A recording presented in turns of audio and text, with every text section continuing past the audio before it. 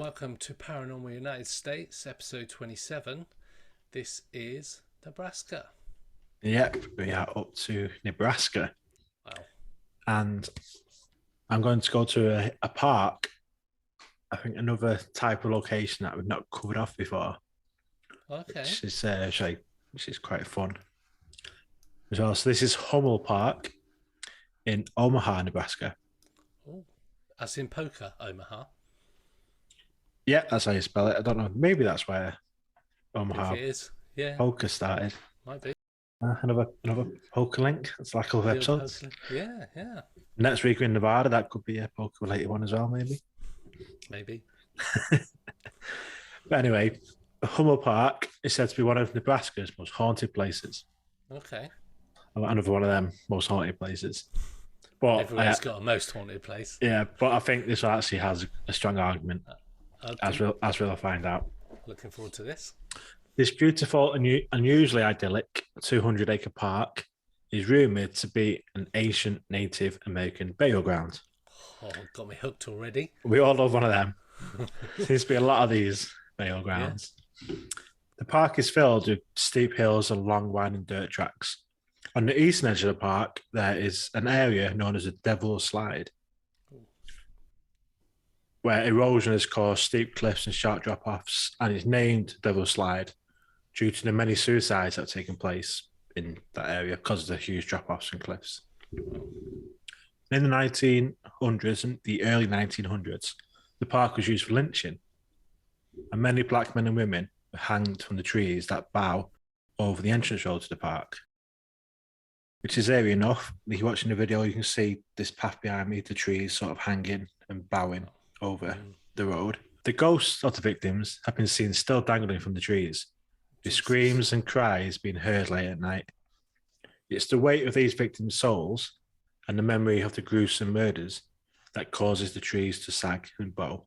Oh, Jesus Christ. As if the bodies are still there. That's horrific. Another Hummel Park's well-known mysteries is the Morphing Stairs. Again, if you're watching the video version, you can just see this row of stairs behind me. These stairs are said to morph because nobody knows the exact number of stairs in the staircase. Oh. Every time a person counts the number going up or down, a different number is always counted on the return trip. Oh. So you count them going down, you get one number, and then go back up, you'll get a different number.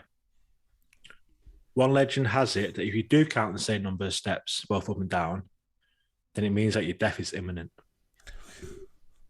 And there's another legend that claims that if you count the same numbers, the devil himself will appear, and he will grant you anything you wish in return for your soul.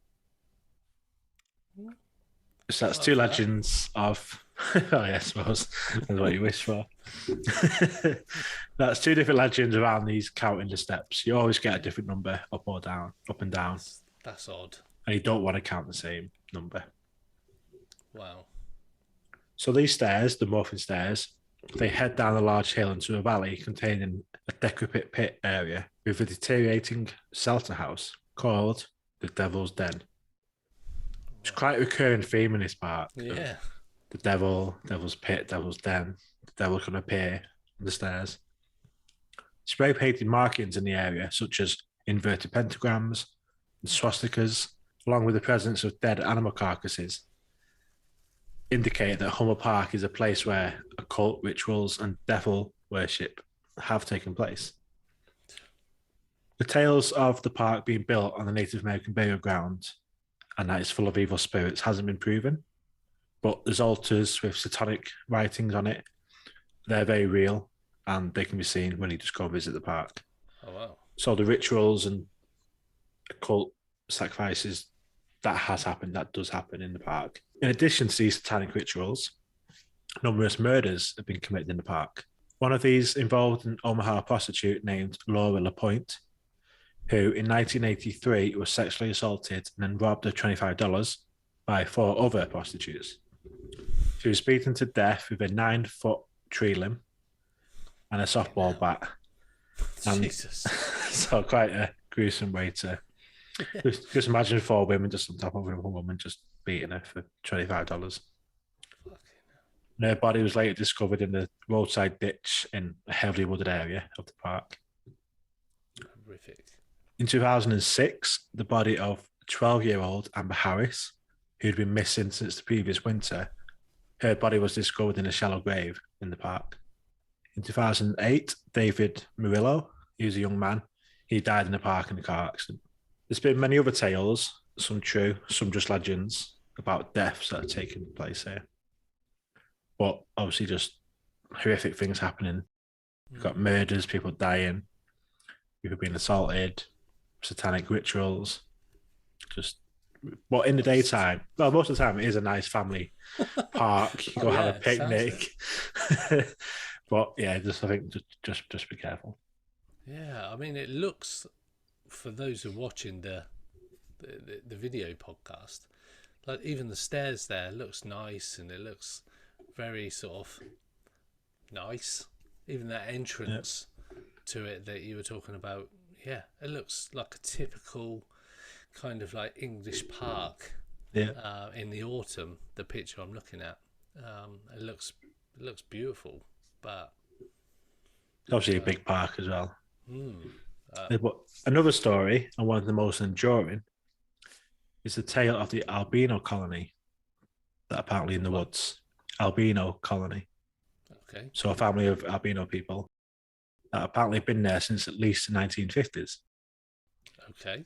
And although there's no records of such a place existing or pictures to prove the reported sightings, people swear to this day that there's a group of secretive albinos holed up, and they just stay on the park, stay out of sight, but they do live on the park. What? That's mad. I thought you were going to say something like Bigfoot or... Yeah, it's something different. Like, about. Obviously, like humans, but they live in the woods in the park. Yeah. Lastly, there's a small lodge building within the park. Nice. Again, mainly a gathering space for families, but it's also been subject to damage and vandalism and graffiti. And many who have visited the lodge report feeling that there's a mysterious dark presence in there with them. And they don't like, even in daytime, they don't like staying there too long because they feel like there's something in the building with them. And when people took photographs, they captured orbs. Again, orbs could be dust, whatever, but they have been captured on photographs in the lodge. So, as well as all this, generally, most areas of the park have had reports of disembodied screams and cries just heard by people going for walks, going for bike rides. People hear screams and sort of think someone's in trouble, so they'll ride over there and there's just nobody about at all. And there's been quite a few ghost hunters, obviously, with all this history and things going on. Ghost hunting teams have been there, and they've claimed that there've been unexplained EMF readings and have seen various ghostly apparitions just walking along the pathways and in the forests. We've been in forests, and it can be a creepy place. And you can't see things just very briefly, and it's gone. But all of this just indicate a very high level of paranormal activity at Hummel Park in Omaha, Nebraska.